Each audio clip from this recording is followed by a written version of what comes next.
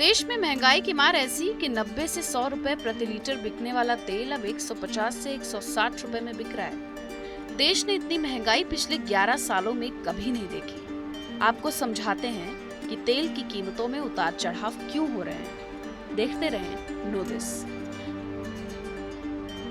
जब हम खाने के तेल की बात करते हैं तो हमारा मतलब सरसों का तेल, सोयाबीन तेल, क्रूड पाम ऑयल और सनफ्लावर ऑयल से है। देश में तेल की कीमतें बढ़ने के लिए विदेशी और देशी कारण जिम्मेदार हैं। पहले विदेशी कारणों की बात करते हैं। खाने के तेल के लिए भारत बहुत हद तक दूसरे देशों पर निर्भर है। हम उत्पादन का 2 गुने से ज्यादा हिस्सा बाहर से इंपोर्ट करते हैं। करीब 70% एडिबल ऑयल हम विदेशों से मंगाते हैं। अब अगर दूसरे देशों में हालात बिगड़ते हैं तो उसका सीधा असर भारत में लोगों की थाली पर पड़ता है। क्रूड पाम ऑयल की वजह से बढ़ी कीमतें। क्रूड पाम ऑयल का इस्तेमाल packaged food, fast food, chocolate, lipstick, shampoo वगैरह बनाने में काफी ज्यादा होता है। भारत में खाने के तेल की खपत का करीब 40% पाम ऑयल है। हम पाम ऑयल प्रोडक्शन के लिए सबसे ज्यादा इंडोनेशिया और मलेशिया पर निर्भर होते हैं। बीबीसी की एक रिपोर्ट के अनुसार मलेशिया का कश्मीर पर टिप्पणी करना भी इसकी मुख्य वजह है। दरअसल जब मलेशिया ने कश्मीर के ऊपर टिप्पणी की तब भारत ने मलेशिया से पाम ऑयल को इंपोर्ट की फ्री लिस्ट से निकालकर रिस्ट्रिक्टेड लिस्ट में रख दिया।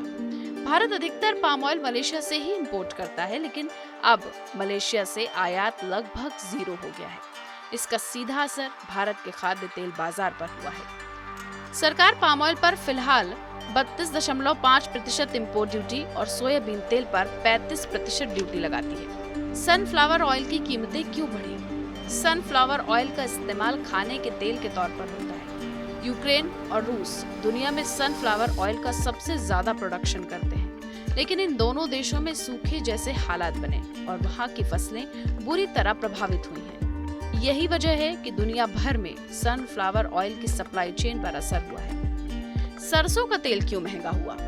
सरसों के तेल की कीमत में भी जबरदस्त तेजी देखने को मिली है, लेकिन इसके पीछे विदेशी कारण नहीं है।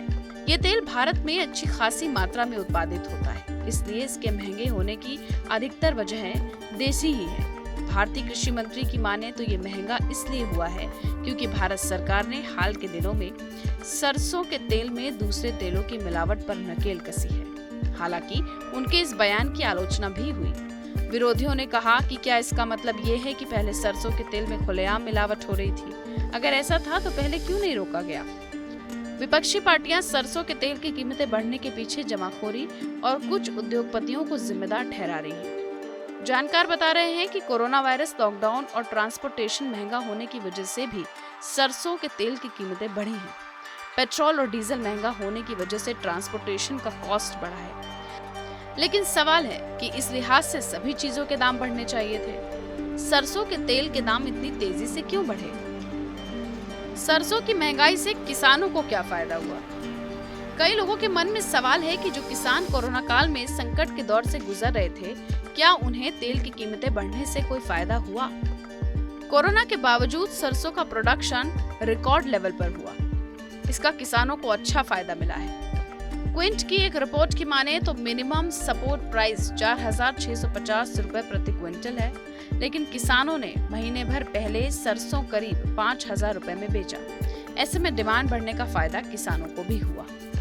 सरकार कैसे घटा सकती है कीमतें? कारोबारियों की संस्था solvent extractors association of India यानी कि SEA खाने के तेल की बढ़ती कीमतों को रोकने के लिए 2 सुझाव देती है।